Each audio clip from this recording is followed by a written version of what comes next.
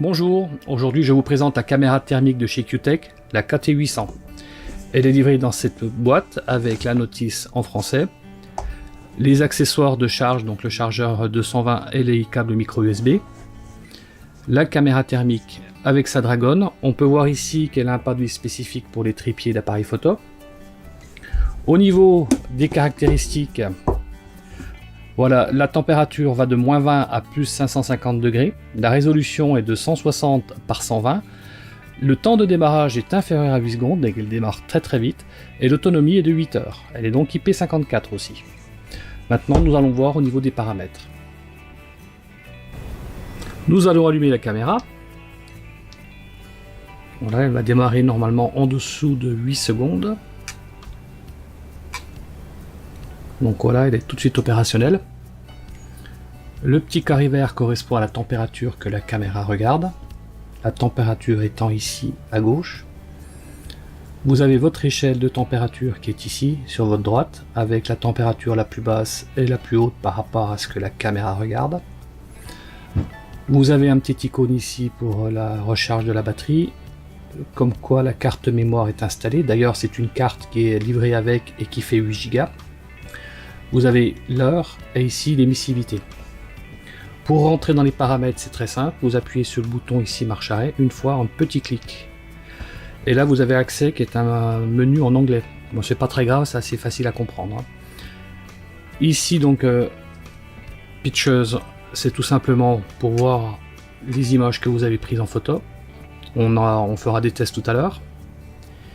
Ici, c'est pour voir, donc en appuyant, vous allez valider ici sur le bouton ici. C'est pour enclencher le point le plus chaud ou le point le plus froid. Vous pouvez même enclencher les deux à la fois. Par exemple comme ceci, je descends, je valide, je reviens en arrière. Voilà, et ici j'ai par exemple le point le plus froid ici et le point le plus chaud, on le voit par ici. Voilà, il doit être un peu là. On ne le voit pas bien. Mais les températures par contre sont ici. Donc là max vous êtes à 23,8 et en mini vous êtes à 15,7. Voilà, en restant sur le point central ici, on est à 17,8. Ensuite, vous avez la possibilité de régler l'émissivité. Donc là vous pouvez la régler soit à 0,95, 0,80, 0,60 et 0,30. Dans le petit bouquin, ça vous explique comment faire pour régler l'émissivité en fonction des matériaux que vous allez regarder.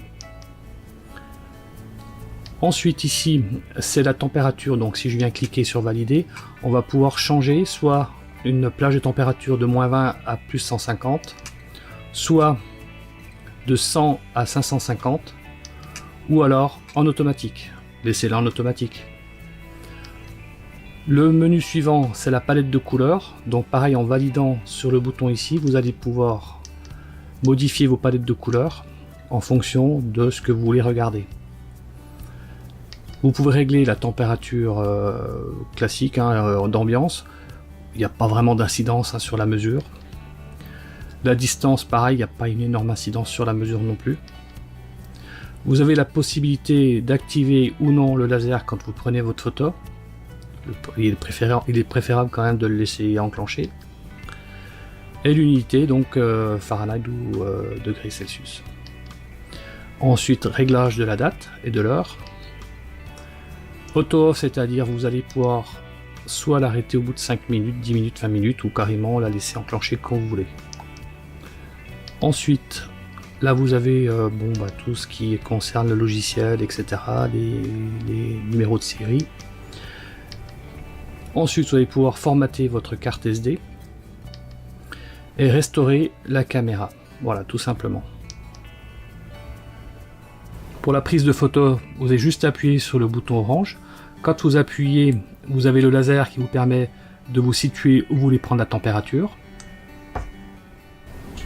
Donc pour prendre la photo, vous cliquez, vous ciblez, vous appuyez, la coche ici vous demande si vous voulez valider, vous validez. Pour récupérer l'image, vous appuyez sur le menu Pictures, vous validez, vous revalidez, et là vous aurez donc la copie de votre écran. Ça, vous allez pouvoir le ressortir sur votre ordinateur et vous aurez donc là exactement la même image que ça sur votre ordinateur. Voilà, tout simplement.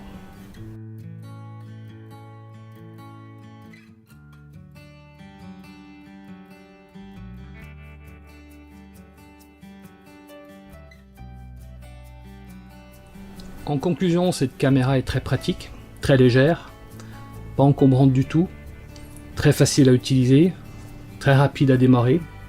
Elle vous aidera dans vos investigations pour les armoires électriques, hein, dans la chaude des armoires électriques, dans tout ce qui est moteur aussi, les roulements de moteur, les câbles chauffants et les climatisations, tout ce qui est chauffage, des radiateurs électriques aussi, et les radiateurs aussi à eau, pour voir où ils sont bouchés. Enfin, il y a beaucoup d'applications avec une caméra thermique comme ce type là.